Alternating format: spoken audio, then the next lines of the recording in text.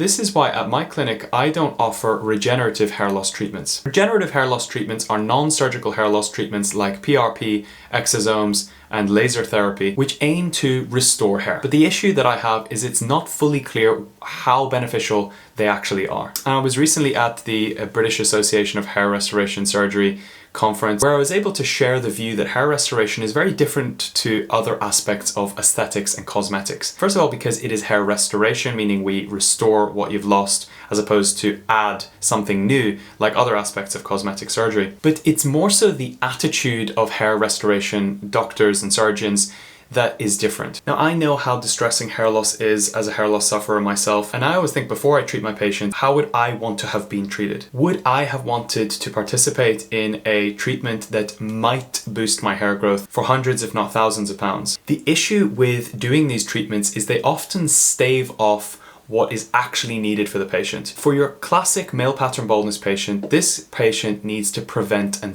put the brakes on their hair loss. The only way to do that is through medications like finasteride and dutasteride. But a lot of hair loss sufferers do not want to take medications, and so they delay the inevitable. They go to a doctor who might advise them that something like PRP may work, and they sign a PRP plan, for example, where they agree to 3 monthly sessions for 1 to 2 years. A situation I often see then is that they don't get the regrowth that they wanted, and they actually lose more hair in the meantime because they're not taking the 5-alpha reductase blocker. Hair loss is like a leaking bucket. Water is constantly leaking from the bucket as we speak, and wasting time trying to experiment, especially advanced aggressive hair loss sufferers, means that water has been leaking during the entire time you've been experimenting. Is there a place for these treatments alongside proven evidence-based treatments? Absolutely. But certainly at my clinic, because I've been a patient myself and I know I wanted results when I was at my most vulnerable, when I was most worried about hair loss,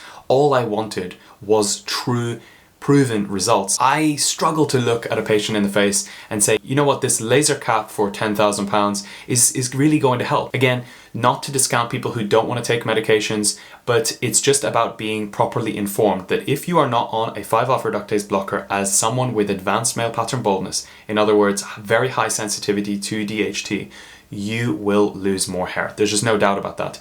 And any doctor that is trying to sell you a PRP plan, a laser cap, or a exosomes plan, and not at least telling you and informing you that you will lose more hair if you're not taking a 5-alpha reductase blocker, is not necessarily fully informing the patient. As a hair loss patient myself, I wanted real results. I didn't want the possibility of results. I didn't want to wait. And I do believe that hair restoration is different to other aesthetic fields in that hair feels different. It feels more identity linked than, say, skin aging, where, you know, our skin naturally changes, but we still look like ourselves. A lot of people would argue that when you lose your hair, you actually look like a different person. And so, for example, with myself, I took my hair loss very, very seriously and would have always wanted evidence-based treatments. But let me know what you think in the comment section. I'm very interested to know what you guys, believe about this.